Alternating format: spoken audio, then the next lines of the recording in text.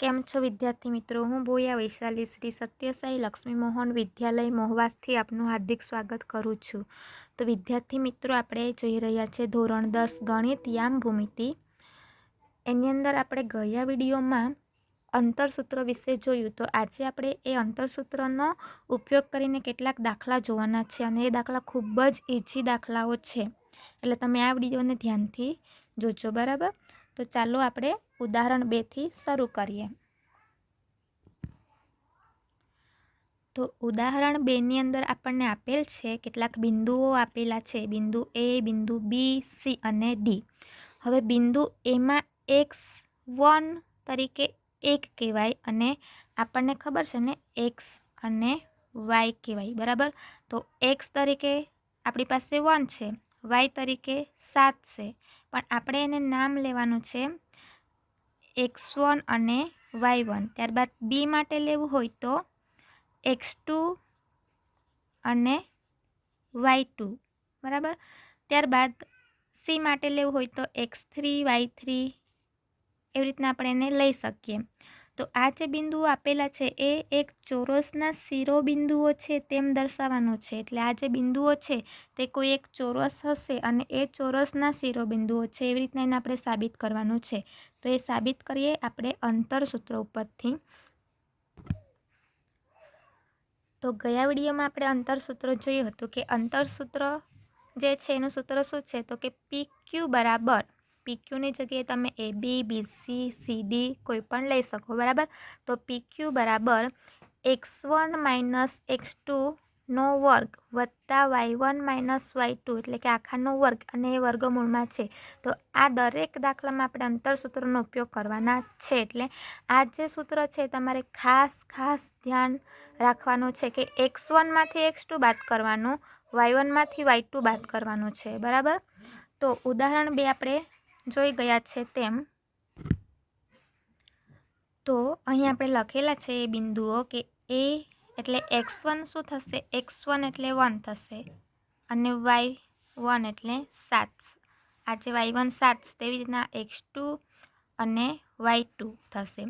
તો આપણે દરેક, તો આ જે આકૃતિ તમારે એક્ઝામમાં દોરવાની નથી, પણ આવી રીતના કંઈક આપણી આકૃતિ થશે. બરાબર, તો કે એ બી સી ડી ચોરસ છે એવું આપણે એના અને એના શિરોબિંદુઓ છે એમ સાબિત કરવાનું છે. તો આ જે બધા આપેલ બિંદુઓ છે, તો ABCD ચોરસ છે તે દર્શાવવા માટે શરત શું થશે, તો કે ચોરસની બધી બાજુઓ સમાન હોવી જોઈએ તથા એના વિકર્ણો પણ સમાન હોવા જોઈએ. એટલે AB બરાબર BC બરાબર CD અને એના બરાબર D. એટલે દરેક બાજુઓનું જે માપ મળશે આપણને એ માપ સરખું મળવા જોઈએ અને એના વિકર્ણોનું જે માપ મળશે એ પણ સરખું મળે ત્યારે આપણે કહી શકીએ કે આ જે છે શિરોબિંદુ આપેલા છે ચોરસ છે. બરાબર, તો આના ઉપરથી બાજુઓ છે A અને C વિકર્ણ થશે, ત્યારબાદ બી અને ડી પણ વિકર્ણ થશે. તો આના બરાબર અને આના બરાબર જે માપ આવે એ સરખું હોવું જોઈએ. તો હવે આપણા અંતરસૂત્ર પરથી આપણું અંતરસૂત્ર છે આ પ્રમાણે. તો આપણે હવે AB બાજુ માટે લેવું છે. તો AB બાજુ માટે આપણને A બરાબર, એ બિંદુના યામ કઈ આપેલા છે, x પર 1 છે અને y પર 7 છે. પછી બી માટે કયા બિંદુ આપેલા છે, તો બી માટે 4 અને 2 છે. તો આપણે આ સૂત્રમાં શું કરવાનું છે કે x1 માંથી આ x2 બાદ કરવાનું. એટલે પહેલો xનો યામ છે એમાંથી આ xનો યામ બાદ કરવાનું. ત્યારબાદ આ જે y છે એ y માંથી આ yને બાદ કરવાનું. એટલે આપણા સૂત્ર પ્રમાણે શું થશે, x1 એટલે 1 માઇનસ છે સૂત્રમાં તો માઇનસ, અને x2 એટલે 4 છે તો અહીંયા 4 અને આખાનો વર્ગ થશે પ્લસ, વચ્ચે પ્લસ છે તો પ્લસ જ હોવું જોઈએ. બરાબર, બસ 7 એટલે આ y માંથી y જ બાદ કરવાનું છે આપણે. તો આ y1 માંથી y2 બાદ કરવાનું છે. બરાબર, તો 7 માઇનસ 2 થશે અને એનો વર્ગ. હવે 1 માઇનસ 4 એટલે -3 આવશે અને એનો વર્ગ થશે પ્લસ 7 માંથી 2 જાય તો 5 એટલે 5નો વર્ગ. હવે 3નો વર્ગ કરીએ તો 9 આવશે, 5નો વર્ગ 25, તો 25 વત્તા 9 એટલે વર્ગમૂળમાં 34. બરાબર, તો એ બી બાજુનું માપ આપણને કેટલું મળે છે? વર્ગમૂળમાં 34. તો હવે બીજી બાજુના માપ પણ આપણને 34 મળશે, વર્ગમૂળમાં 34. તો આ ચોરસ જે છે, આ જે બિંદુ આપેલા છે એ ચોરસ છે એમ આપણે કહી શકીએ, અને એના વિકર્ણો પણ સમાન મળવા જોઈએ. હવે આપણે બીજી બીસી બાજુ માટે જોઈએ. તો બી અને સી, બીસી એટલે જે બી અને સી માટેના લેવાના છે. આમ જે દાખલાના રકમમાં બી અને સી આપેલા છે એના મૂલ્ય લેવાના, એટલે 4માંથી -1ને બાદ કરવાનો અને 2માંથી -1ને બાદ કરવાનો. તો સૂત્રની અંદર સૂત્ર પ્રમાણે તો 4માંથી -1ને બાદ કરવાનો એટલે 4 -1 પ્લસ 2, અને સૂત્રમાં આવે છે માઇનસ એ માઇનસ, અને આ માઇનસ છે એટલે -1નો આખાનો વર્ગ. હવે ઓછા ઓછા વત્તા એટલે +1 થશે. અહીં પણ ઓછા ઓછા વત્તા થશે એટલે +1, બરાબર. તો 4 ને 1 5, 5નો વર્ગ, 2 ને 1 3, 3નો વર્ગ. તો 5નો વર્ગ 25 વત્તા 3નો વર્ગ 9, એટલે 25 ને 9 પાછા આપણને વર્ગમૂળમાં 34 મળે છે. તો બીસી બાજુ પણ આપણને વર્ગમૂળમાં 34 મળી ગઈ. હવે સીડી બાજુ માટે લેવાનું છે આપણે. તો સીડી બાજુ માટે તો સી અને ડી છે, તો આપણને જે બિંદુના યામ લેવાના છે તે આપણે સી અને ડી માટે લેવાનું. તો -1માંથી -4ને બાદ કરવાનું છે, -1માંથી 4ને બાદ કરવાનું. તો શું થશે? -1 -4 વત્તા -1 અને -4. આ સૂત્રનો માઇનસ છે, બરાબર. સૂત્રની અંદર માઇનસ આવે છે એટલે, અને અહીંયા માઇનસ થશે, એની વચ્ચે માઇનસ થશે, પણ બંને માટે સરવાળોનું ચિહ્ન લેવાનું છે. હવે -1 -4 એટલે ઓછા ઓછા વત્તા એટલે 4 થશે. આ -1 છે અને -4 ઓછા ઓછા વત્તા એટલે 4 ને 1 5, પણ મોટી સંખ્યા આગળનું ચિહ્ન એટલે -5નો વર્ગ થશે. તો 4માંથી 1 જાય તો 3 આવશે, એટલે 3નો વર્ગ વત્તા -5નો વર્ગ. તો 3નો વર્ગ ફરી 9 અને 5નો વર્ગ 25. તો વર્ગમૂળમાં 25 જવાબ આવશે, બરાબર. વર્ગમૂળમાં 34 જવાબ આવશે. તો સીડી બાજુનું પણ માપ આપણને વર્ગમૂળમાં 34 મળે છે. તો હવે લાસ્ટ આપણે એના વિકર્ણો માટે જોઈ લઈએ. તો કે વિકર્ણ બરાબર જવાબ મળે છે કે નહીં એના સમાન એ જોઈએ. તો વિકર્ણ એસી માટે એટલે આપણે કયા બિંદુઓ લેવાના? એ અને સીના લેવાના. તો એસી બરાબર સેમ જે આપણે આગળ અંતરસૂત્ર વાપરેલું છે એ જ અંતરસૂત્રનો ઉપયોગ અહીંયા પણ કરવાનો, એટલે 1માંથી 1 -1નો વર્ગ વત્તા 7 -1 આખાનો વર્ગ છે. તો ઓછા ઓછા વત્તા એટલે 1 વત્તા 1, 7 ઓછા ઓછા વત્તા એટલે +1 થશે. 1 ને 1 2 એટલે 2નો વર્ગ વત્તા અહીંયા 7 ને 1 8, 8નો વર્ગ, 2નો વર્ગ 4 અને 8નો વર્ગ 64. તો 64 વત્તા 4 એટલે વર્ગમૂળમાં આપણે અહીંયા છે 68. તો એસીનું માપ આપણને કેટલું મળે છે? વર્ગમૂળની અંદર 68. તો બીજો વિકર્ણ જે છે આપણો, બરાબર. તો બીજા વિકર્ણ માટે પણ આપણે આ જ પ્રોસેસ કરવાની છે. અને જો એનો જવાબ પણ વર્ગમૂળમાં 68 આવે તો એ ચોરસ છે એમ આપણે કહી શકીએ. પણ એનો વિકર્ણનો જવાબ 68ની જગ્યાએ, વર્ગમૂળમાં 68ની જગ્યાએ કોઈ બીજો જવાબ મળશે તો આ જે શિરોબિંદુઓ છે એ ચોરસ બનાવતા નથી, એટલે આ ચોરસ નથી એમ આપણે કહી શકીએ. તો ચાલો એને પણ ચેક કરી લઈએ. તો કે બીડી વિકર્ણ માટે બી અને ડી લેવાનું. તો બીના કેટલા એક્સ અને વાય આમ આપેલા છે? 4 2 -4 અને 4. 4માંથી -4 બાદ કરવાનું અને 2માંથી 4 બાદ કરવાનું. તો તમને આવી રીતના સેમ આગળની પ્રોસેસ કરેલી છે એ પ્રમાણે જ, એટલે તમને આનો પણ જવાબ મળશે બીડી બરાબર વર્ગમૂળમાં 68. આમ એની દરેક ચોરસની દરેક બાજુઓ જે આપણને મળેલા છે એના માપ એ સમાન છે કે એબીનું માપ પણ વર્ગમૂળમાં 34 છે, બીસીનું પણ, સીડી અને ડીએ ત્રણના માપ જે છે એ વર્ગમૂળમાં 34 મળે છે. અને એસી બરાબર બીડી એટલે કે જે વિકર્ણ છે એ વિકર્ણના બંનેના માપ પણ કેવા છે? વર્ગમૂળમાં 68, વર્ગમૂળમાં 68. એટલે બાજુઓના માપ અને વિકર્ણના માપ જે છે એ સમાન મળતા હોવાથી એબીસીડી જે છે એ એક ચોરસ છે એમ આપણે કહી શકીએ. ત્યારબાદ ઉદાહરણ 3. તો ઉદાહરણ 3 પણ જે છે એ આ જ સૂત્રનો ઉપયોગ કરીને દાખલો ગણવાનો છે જે તમને આવડી જશે. એટલે આ ઉદાહરણ 3 તમારે હોમવર્કની અંદર કરવાનો છે અને જાતે કરવાનો છે. કોપી આમાંથી ઉતારી લેવાનું નથી અને જાતે તમને આવડી જશે એટલે તમારે જાતે કરવાનું છે આ ઉદાહરણ 3 હોમવર્કની અંદર. તો હવે આપણે સ્વાધ્યાય 7.1 જોવાનું છે. તો સ્વાધ્યાય 7.1ની અંદર તમારે 1 થી 7 દાખલાઓ જે છે એ દાખલાઓ કરવાના છે. તો એની અંદર પહેલો દાખલો છે, નીચે આપેલા બિંદુઓની જોડ વચ્ચેનું અંતર શોધો. એટલે અંતર શોધવા કીધું હોય તો આપણે અંતર સૂત્રનો ઉપયોગ કરીને જ આ પણ શોધવાનું છે. તો એક આ અને આ બે દાખલા હું કરાવું છું અને આ દાખલો તમારે હોમવર્કની અંદર કરવાનો છે. બરાબર? તો ચાલો એને પણ જોઈએ. ત્યારબાદ આપણે આ આ ત્રીજો કરીશું. ચોથો તમારે હોમવર્કની અંદર કરવાનો છે. બરાબર? ત્યારબાદ આ છઠ્ઠામાંથી આ પહેલો કરાવીશ અને બાકીના બે હોમવર્કમાં છે અને 7મો હું કરાવીશ. બરાબર?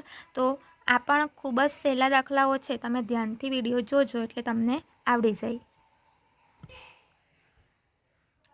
તો સ્વાધ્યાય 7.1નો પહેલો દાખલો, એના x1, y1, x2, y2 આપેલા છે બિંદુઓ. બરાબર? x1 તરીકે 2 છે, x2 તરીકે 4 છે. તો આપણે જે સૂત્રનો ઉપયોગ કરેલો છે એ જ સૂત્રનો અહીં પણ ઉપયોગ કરવાનો છે. 2માંથી 4 બાદ કરવાનો છે, 3માંથી 1 બાદ કરવાનો છે. એટલે તમને ડાયરેક્ટ મળી જાય. બરાબર? પણ આપણે સૂત્રની ગણતરી દ્વારા કરવાનો છે, એનો જવાબ લાવવાનો છે એ ગણતરી દ્વારા. એટલે અંતર શોધવા કીધું છે તો એના આપણે નામ આપી દઈએ એ અને બી. બરાબર? તો એ બી નામ આપી દઈએ તો આ એ બી તરીકે લઈ લે તો શું થશે? વર્ગમૂળની અંદર x1 - x2નો આખાનો વર્ગ વત્તા y1 - y2 આખા કૌંસનો વર્ગ થશે.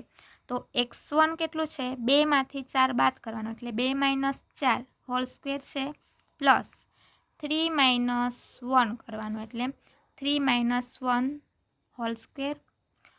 હવે -4માંથી 2 જાય તો કેટલા થશે? -2 સ્ક્વેર પ્લસ 3 - 1 એટલે 2 સ્ક્વેર. 2નો વર્ગ 4 અને 2નો વર્ગ 4. તો આપણને વર્ગમૂળમાં 8 મળે છે. બરાબર? તો હવે 8ના આપણે અવયવ પાડીએ તો કે 4 દુ 8. તો આપણને ખબર છે 4નું વર્ગમૂળ તો કંઈક નીકળે છે. બરાબર? તો 4નું વર્ગમૂળ કેટલું નીકળે? 2 નીકળે. તો આને આપણે આ વર્ગમૂળમાંથી બહાર કાઢી લઈએ તો 2 થઈ જશે, કારણ કે 4નું વર્ગમૂળ 2 નીકળે છે એટલે. પણ 2નું વર્ગમૂળ નીકળતું નથી. પૂર્ણાંક સંખ્યામાં 2નું વર્ગમૂળ નીકળતું નથી, એટલે વર્ગમૂળમાં 2 જ રહેશે. એટલે માંગેલ અંતર આપણું એ બી બરાબર શું થઈ જશે? 2 વર્ગમૂળમાં 2.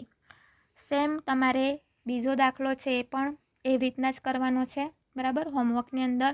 ત્યારબાદ આ જે એ બી વાળો છે એ દાખલો હું કરાવી દઉં. તો એ બી માટે પણ એમ જ કરવાનું છે. તો એને આપણે x1 લઈ લેવાનો, આને y1 લઈ લેવાનો, આને x2 અને એને y2 લઈ લઈએ. તો જે સૂત્ર છે એ પ્રમાણે જ. તો કે x1માંથી x2 બાદ કરવાનું એટલે a માંથી -1 એને બાદ કરવાનું. તો વર્ગમૂળમાં a માઇનસ એનો વર્ગ વત્તા બી માઇનસ બીનો સ્ક્વેર. તો અહીં ઓછા વત્તા એટલે એ વત્તા એ થઈ જશે. અહીં પણ ઓછા વત્તા એટલે બી તો છે અને વત્તા બી. તો આ જે છે અંદર આપણે એનો સરવાળો કરી નાખીએ તો એ કેટલી વાર છે? 2 વાર છે. એટલે આપણે એને 2aનો વર્ગ લખી શકીએ. બી પણ 2 વાર છે તો 2bનો વર્ગ આપણે લખી શકીએ. બરાબર?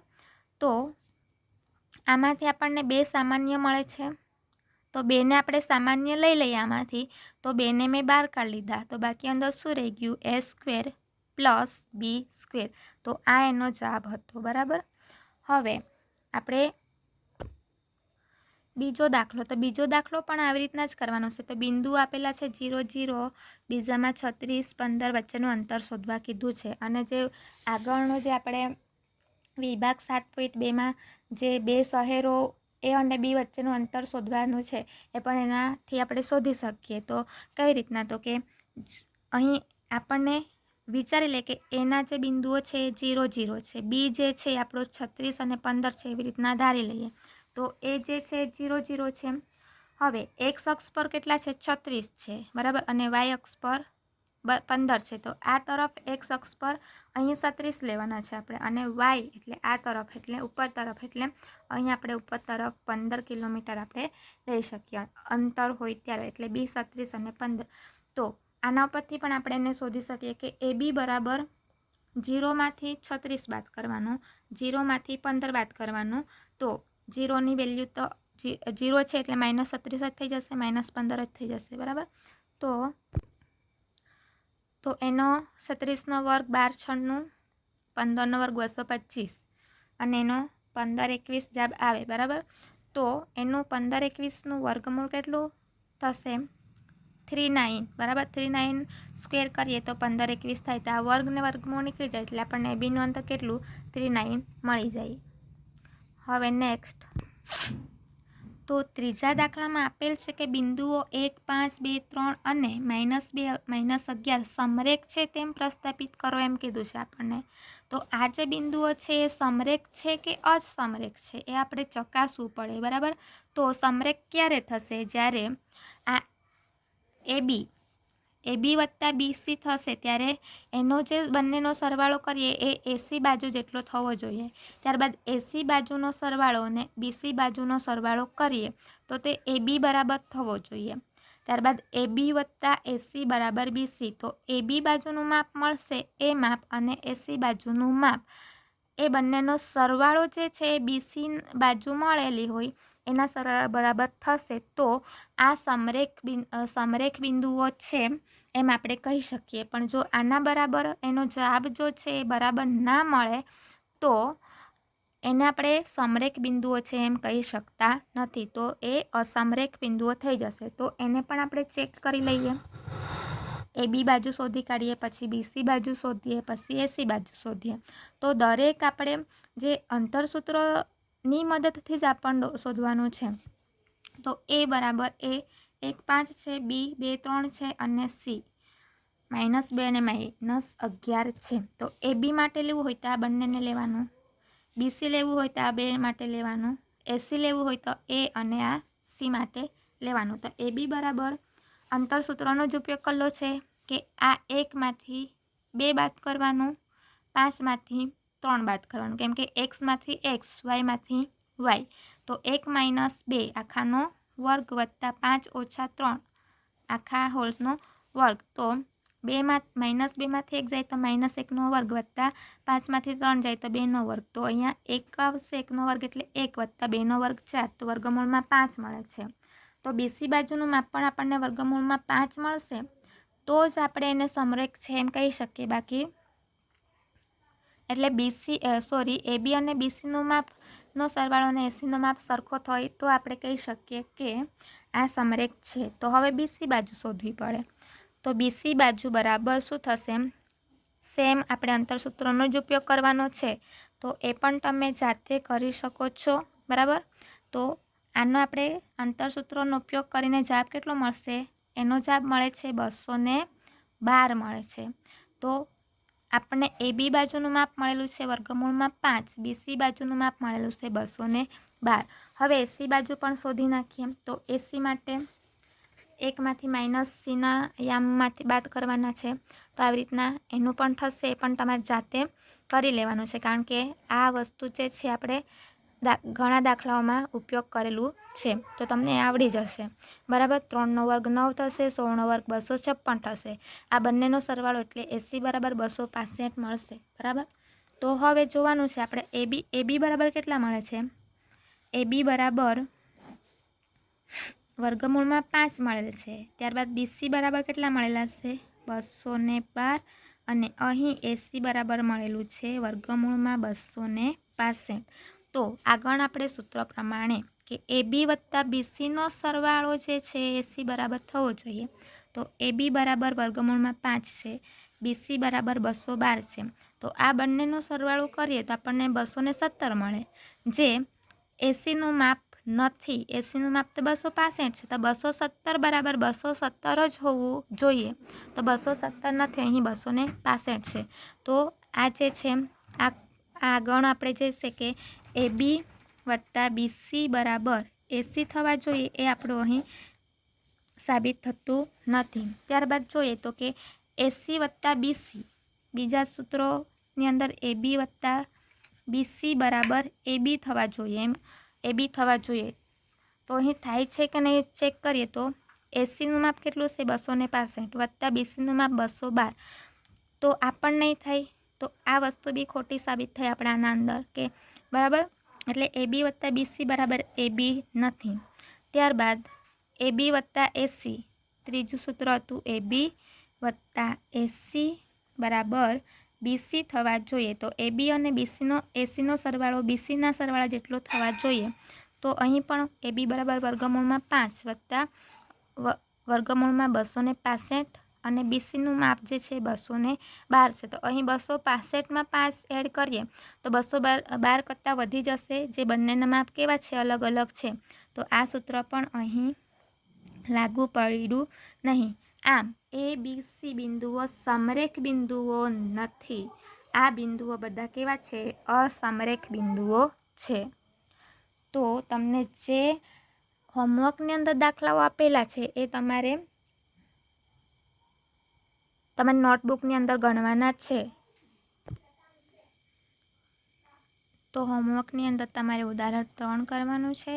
ત્યારબાદ એનું સ્વાધ્યાય 7.1માં પહેલો જે દાખલો છે, 2 દાખલા મેં કરાવ્યા છે, એના પેટા પ્રશ્નો છે, એમાંથી તમારે બીજો બાકી છે જાતે કરવાનું છે. અને ઉદાહરણ 4 પણ તમારે જાતે સ્વાધ્યાયનો 7.1નો ચોથો દાખલો પણ જાતે કરવાનો રહેશે.